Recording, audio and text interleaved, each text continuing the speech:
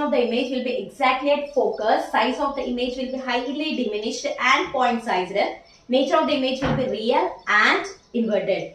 Position of the object at beyond C, then the image will be between F and C, size will be very small, diminished, and nature of the image will be real and inverted.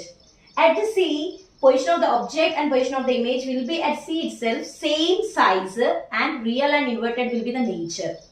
Between C and F, when the position will be of the object, then image will be beyond C, size will be very big, enlarged, and nature of the image will be real and inverted.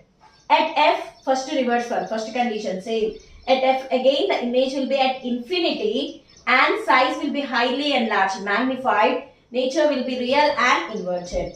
Last one, between P and F, when the object will be there, then the image will be behind the mirror, size will be enlarged, and the nature of image will be virtual.